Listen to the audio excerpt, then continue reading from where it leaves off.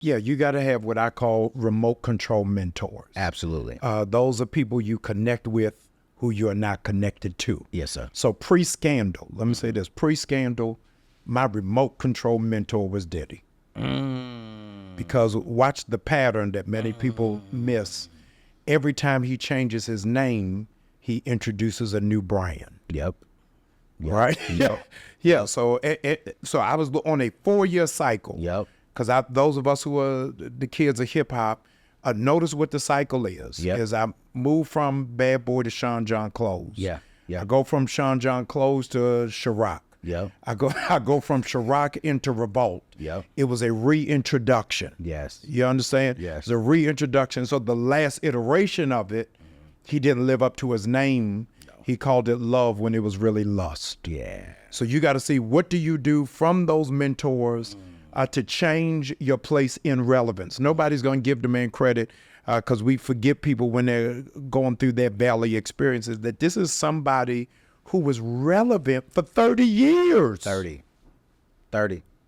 For 30 years. And so you're seeing it happen again with Beyonce's intentionality of to be successful in genres outside of what I am known for. Good God. And so every time it is that you find yourself bumping your head on the wall, that we will, tonight on CNN, USA Today, they are going to call Diddy in this scandal a music mogul who hasn't done an album in 15 years. His wealth is not from records. It's not. It's not. So you got to figure out what is the greater brand. Yes, sir. Beyond the package. Behind the back. Yes, sir. Yeah. Every person, Anthony, who has hit this $1 billion mark in Black America does not have one stream of income. No.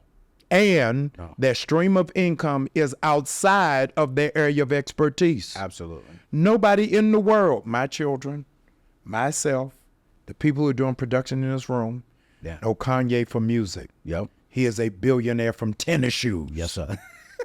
Listen, but here's what's crazy, Anthony. Right. Last week, he signed the biggest deal for Nike ever. He's making more money than Michael Jordan. Yes, sir. In this new deal, and has never dribbled a ball. And never. So your wealth does not even have to match your brand, No. your expertise, No. your passion, Yep. here's the drum roll, or your experience. But stay right there, though. They're billionaires, and it's not in their expertise, but they got surrounded with the people that it was their expertise. And so he leveraged his name. Come on. And said, hey, you know what? You are in the shoes. Let me, I'm gonna blow it up over here, but you're going to be the brains behind it. A good name. You know what I'm saying? Yes, So it's like, for me, if you can focus on building your name and keeping that name solid and stewarding that name, get people around you who are smarter and wiser than you in different areas, and leverage those relationships. Another one of my machines that's a 7-figure machine. I'm honestly, I can say it, be honest with you, I'm the dumbest one in the room. Yeah. Like, I'm not smart at all. But because I have a name, I can pull that in and produce income from it. But really, it's two people who are smarter than me in that area. And they're like, hey, Anthony, let's just do a 70-30 split. I'm like, 70-30? Who get the 70? Right. You know, like if I'm going to push it, I get the 70. You're right. So that's producing 7 figures for me. It's also producing 7 figures for them. So for me, I'm always looking at ways, okay, how can I leverage different relationships? I believe in multiple streams of income. But here's the thing, to get successful multiple streams of income, you have to kill one thing. Yes. You have to. Yes. Because if you don't kill that one thing, you're not going to build something that you can leverage outside of it. Here's the reality. As Bishop Jakes did not make his name on real estate. He didn't. He didn't. Mastered Woman Thou Art Loose. He sure did. And from Woman Thou Art Loose goes to the cover of Time magazine. Is this the most influential man since Billy Graham? And learn how it is that you monetize on mastering that one thing. The other part, Anthony, I don't want to miss, is Kanye West was able to amass this without having a good name. Oh, yeah. Now, that is because we have equated success with perfection. Right. He's had more cancellations than Jet Magazine. Hey, man, listen. When it is that you know what it is that your value is. Absolutely. And how you bring that to the table. Absolutely. You still can commandeer. To walk across the street and say, I'm leaving Adidas. Yep. I'm not even talking to Reebok. Nope. I'm going straight to Nike. Absolutely. And you're going to pay me what I'm worth and add tax. Yeah. After the entire Jewish community has canceled you.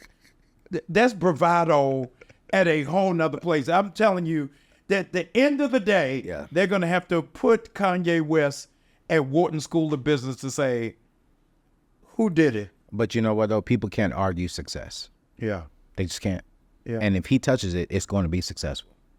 Name is not the best, but he is successful. Yeah. When he touches something, it's going to win. And that's how Kanye West is winning. And that's why I'm trying to get there myself as well, with a good name, though. Yes. And I think that's the disconnect, Anthony, the church has missed. Is the church thinks you'll only make it if your name is perfect. Well, my name ain't perfect. I know that. I'm redeemed by the blood. It's swimming all through this studio. I'm telling you, it's swimming all through the studio. I want to offer something that I think is going to catch a straight bullet. I think that aiding and abetting to the crime of gentrification, the guilt is on the hands of the black church. I'm going to say that again. The only way black neighborhoods are being gentrified is that black church is on that corner. Yeah. But they not buying up them houses. They're not. Yeah, so forget the NAACP, forget the Urban League, forget Operation Push. Yeah. If the church was buying out the block, come on, man, there wouldn't be any gentrification. There wouldn't be. There would not be. Yeah. But how do we get there, though? Yeah, I think that it is a partnership between what it is that you were doing. Yeah. And what it is that we saying is right across the street from the old black churches, those of you not from the inner city. Yeah. In rural country communities, the black church would own the cemetery. You start driving out into the fields, the biggest cemetery was in the backyard of that black church. So we can own death, where death is. But we don't own where life is. Yes. That's not even biblical. No. So right down the street from the church is a check cashing station. Sure is. Is the liquor store. Sure is. Is the pawn shop. Sure is. So we seeing the for sale signs. And I don't even want to deal with the fact that now for these black churches, the congregants are only driving to the hood to go to church. Absolutely. Or the flip model on why are all the mega churches moving to the suburbs. Come on now. Let's be clear. Ain't no inner city mega church. Where is it? There isn't one. When I think about it, out of all the mega churches I've been to. No. Was it your previous situation in it? Listen, and we was in a business park. We was in the cut. Hide. You're right. I got security. Listen, and not because it was a threat on me. I didn't want the cars. That's why we had a security ministry. The Kia is the #1 stolen car in Baltimore. I promise you. Your insurance is higher for a Kia in Baltimore than it is my for goodness. Yo. It is the most stolen car. Wow. Yeah. So if we want to stop gentrification, the church has got to really see itself as a real estate development office. No, I think so too. And the church has to have more ownership in the community. Yes. We got to buy homes. We got to bring up more schools. We need to actually own buildings. Yes. Like I'm talking about, I know several pastors, not a whole lot, but several, a couple of them in Jacksonville, a couple of them in Chicago, who actually own business. What is his name? I forgot his name. His son's name is David. But they in Jacksonville? No, in Chicago. They own Bill Winston. Yes. They own the whole situation. Oh, yes. They're getting paid rent from I'm like, okay, that's kingdom. That's kingdom, but it's also background. So what people don't know is Bill Winston came out of banking. Yeah. He came out of corporate life Yes, and sir. I want to take a moment and say Bill Winston came out of the AME church. So I'm going to take credit for Bill Winston. But no, it's the mind frame. One of the things I've been harping on, I teach a doctoral group at Payne Seminary. Okay. And one of the things that I harp on is seminaries don't teach business. They don't. I got to New Birth, I didn't know what I was doing. Wow. I had no plot, strategy, or understanding on how to eradicate debt. Yeah. And we forget that every disciple was bivocation. Absolutely. They had to have some level of experience before they walked into ministry. Yes, sir. Because we have shrunk rat ministry to being orators. Yeah. And not understanding what is the business of ministry and how it is that you move. The Catholic Church is the wealthiest company in the world, beyond Apple. They own more real estate in the world because they got a secret that black churches got to learn. Is they get the people in the church to include the church in their will. The Catholic Church is the largest real estate owner in the world. The second one is McDonald's. Yep. McDonald's is not in the hamburger business. Sure not. In real estate business. They're in the real estate business. Yes, Can sir. you imagine what it would look like for Kojic, AME, Baptist, Apostolic to realize what is our real value? Yes, sir. And what do we bring into the earth to really establish kingdom on earth? On earth. And it's not just the real estate part. It's just, I think, when I go back to what you said, it's the business part. Yes. There's nothing wrong with having a nonprofit, but then also generating a level of income to help the business do ministry. Yes. I see a lot of churches skipping out, not just on real estate, but then also even taking advantage of YouTube. Do you know how much money is in YouTube? Yes.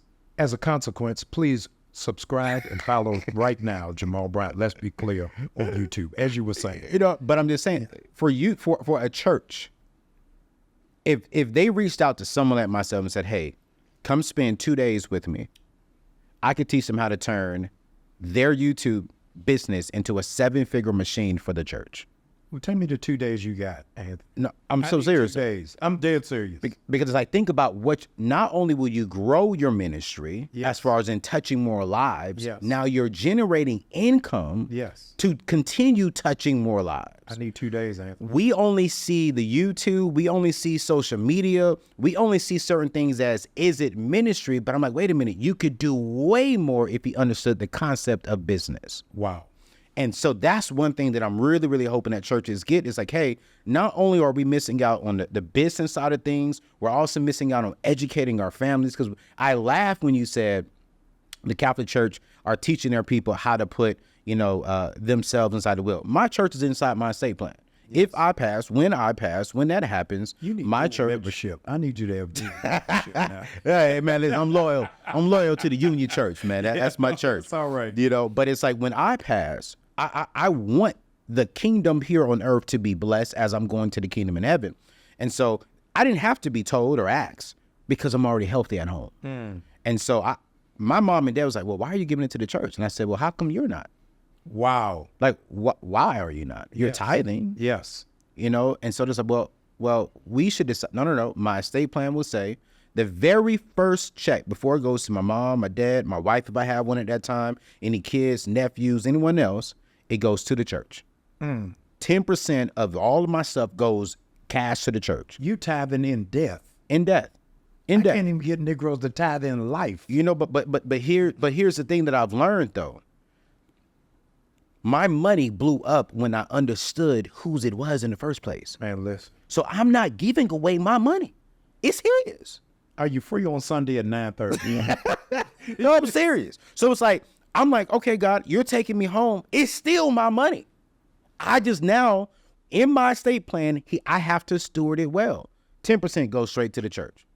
After it goes to the church, it's not even going to my parents' end.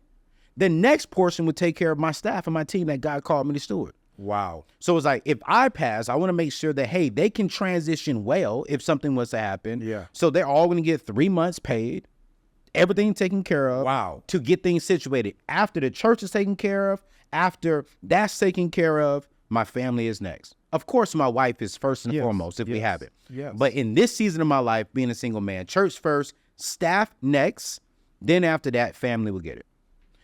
But for me, it's I'm learning, I'm growing, and I understand that none of this is mine. The 100% of what I make, it is not mine.